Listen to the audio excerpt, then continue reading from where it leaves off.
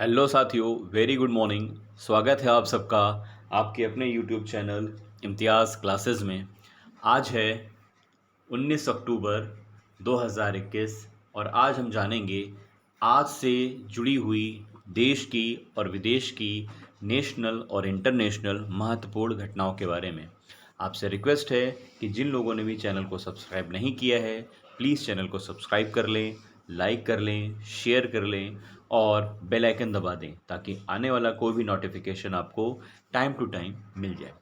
तो आइए शुरू करते हैं आज करंट अफेयर्स 2021 19 अक्टूबर के बारे में।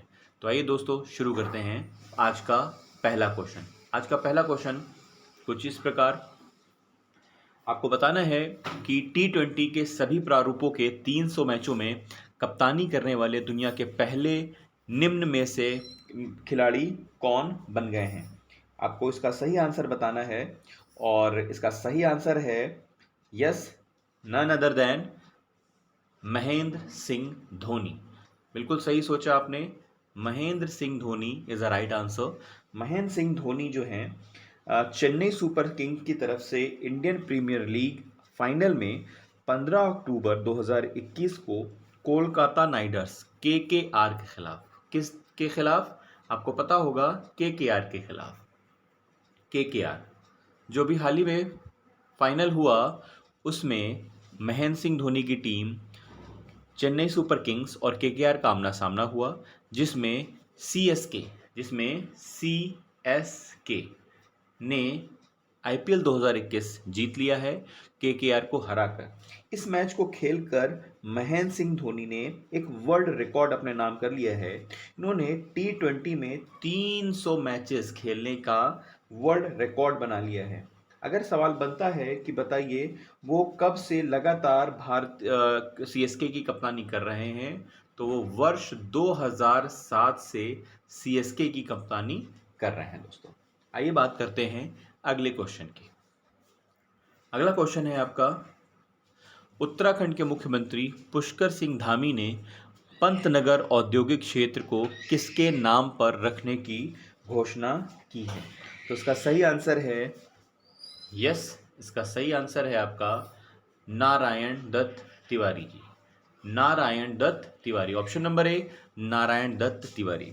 बात कीजिए अगर नारायण दत्त तिवारी के बारे में, तो मुख्यमंत्री पुष्कर सिंह धामी ने जब उत्तराखंड उत्तर प्रदेश का हिस्सा हुआ करता था, मतलब उत्तराखंड नाम का कोई प्रदेश नहीं था, तो एनडी तिवारी या नारायण दत्त तिवारी यूपी के चीफ मिनिस्टर थे। उन्होंने यूपी के बहुत सारे कामों में जो है यूपी को आगे लाने के लिए अपना जो है सर्वश्रेष्ठ दिया। इस वजह से उनकी यादगार में ये नाम रखने की घोषणा की गई है। ठीक है दोस्तों, आइए बात करते हैं। अगर आपको करंट जी के यहाँ से एक सवाल उठाना है तो यहाँ पर एक सवाल बन सकता है कि बताइए उत्तराखंड कब बना। जल्दी से कमेंट करिए और बताइए उत्तराखंड कब बना।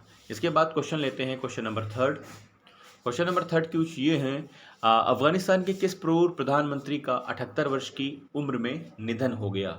तो उनका सही आंसर है yes, option number B, Ahmad Shah Ahmadzai. Ahmad Shah Ahmad जई इज़ द राइट आंसर। ये अफ़गानिस्तान के पूर्व प्रधानमंत्री हैं, रहे जो इनका हाल ही में निधन हो गया।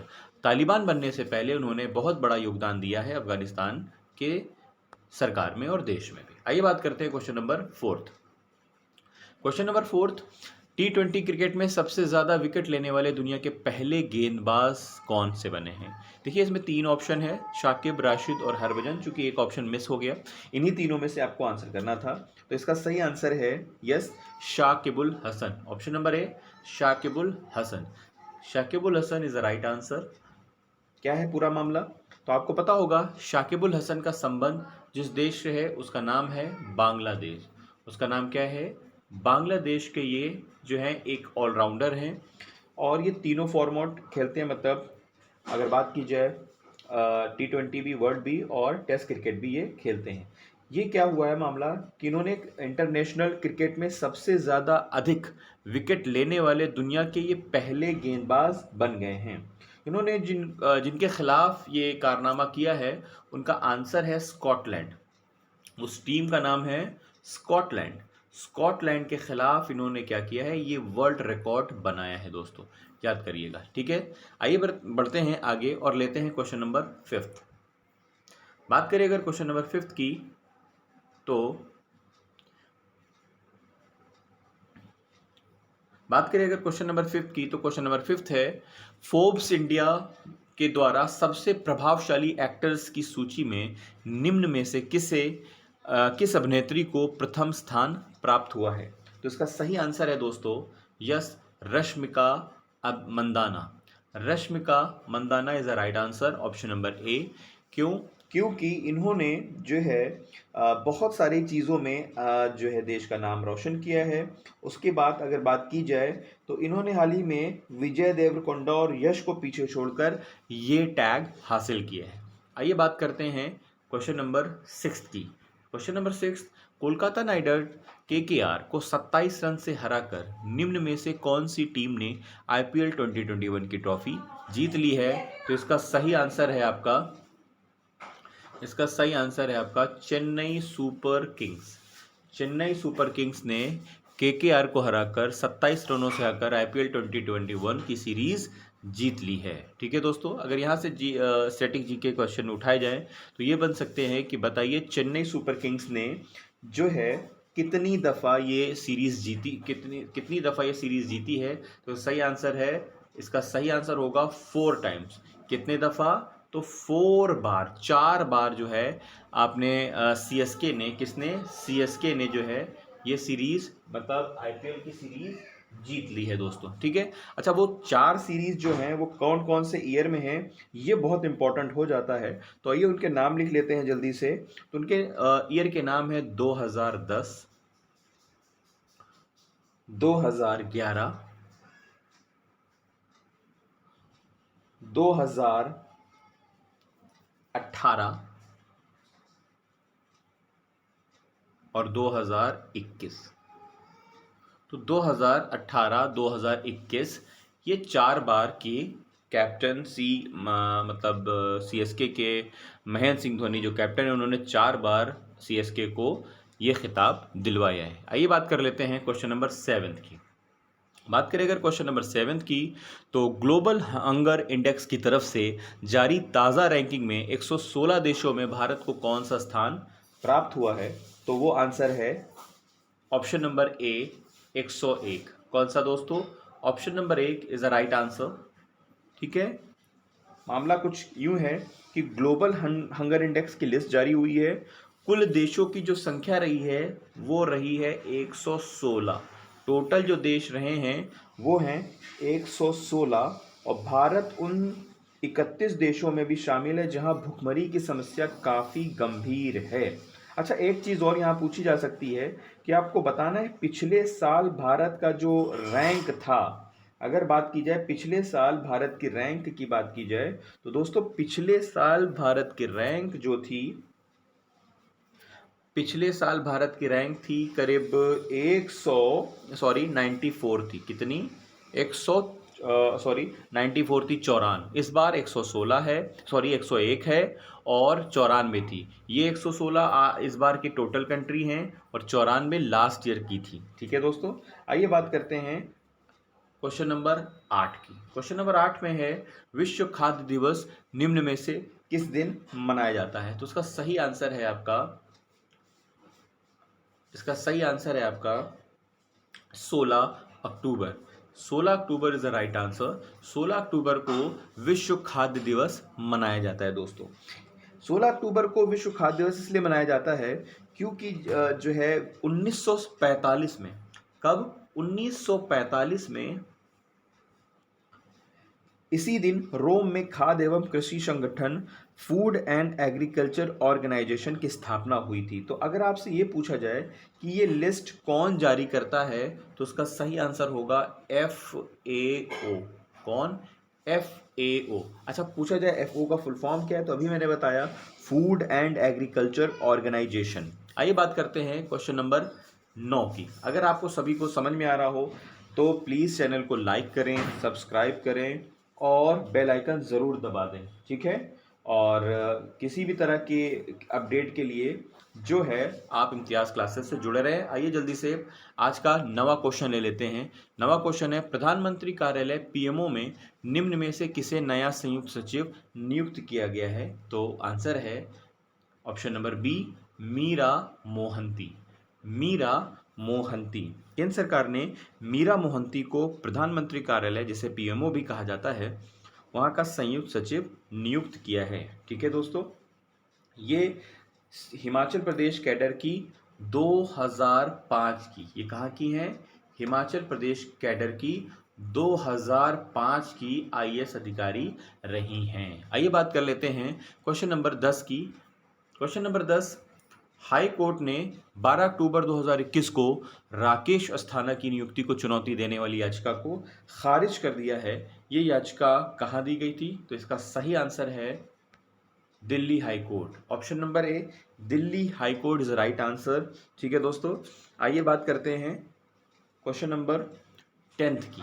बात करें अगर क्वेश्चन नंबर 10th 11th की, तो क्वेश्चन नंबर 11th है कि केंद्र सरकार ने हरियाणा राज्य के किस शहर में हेली हब बनाने की मंजूरी दे दी है? तो उसका सही आंसर है गुरुग्राम। उसका सही आंसर है गुरुग्राम। हरियाणा के गुरुग्राम में हेली हब बनाने की तैयारी है।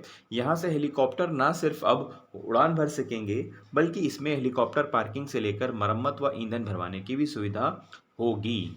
ठीक है दोस्तों, आइए बढ़ते हैं क्वेश्चन नंबर 12th की तरफ। बात करें अगर क्वेश्चन नंबर 12 की, तो केंद्र सरकार ने किसे एक बार फिर से राष्ट्रीय अधिकार संरक्षण आयोग एनसीपीसीआर का अध्यक्ष चुन लिया है? तो सही आंसर है आपका प्रियंक कानूनगो। इसका सही आंसर दोस्तों प्रियंक कानूनगो।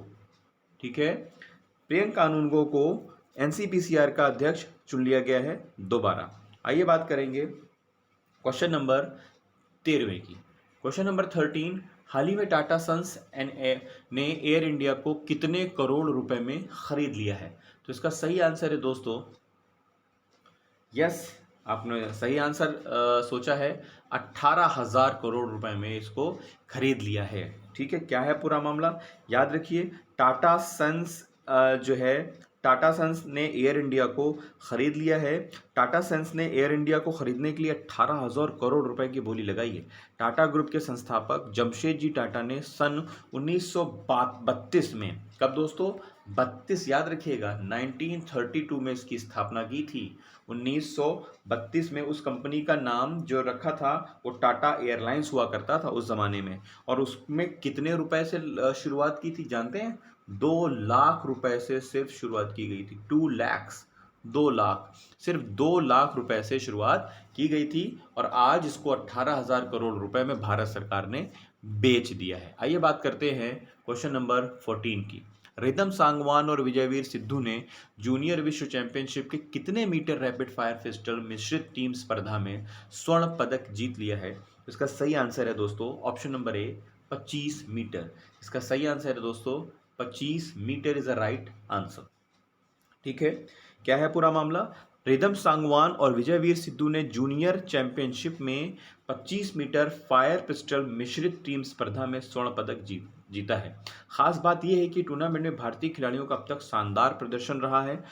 ठीक है, इसमें हमने कुल 23 पदक जीते हैं। कुल 23 पदक जीते हैं दोस्तों, याद रखिएगा। ठीक है, बात करें अगर कुल कितने पदक जीते हैं, तो हमने 23 पदक जीते। आइए बात करते हैं क्वेश्चन नंबर 15 की। तो क्वेश्चन नंबर 15 कहता है कि बताइए, भारत ने आईएसएस जूनियर विश्व चैंपियनशिप में कितने पदक, टोटल कितने पदक अपने नाम कर लिए हैं? तो आंसर है 43। कितने? 43, 43 पदक अपने नाम कर लिए हैं। 43 पदक अपने नाम कर लिए हैं दोस्तों।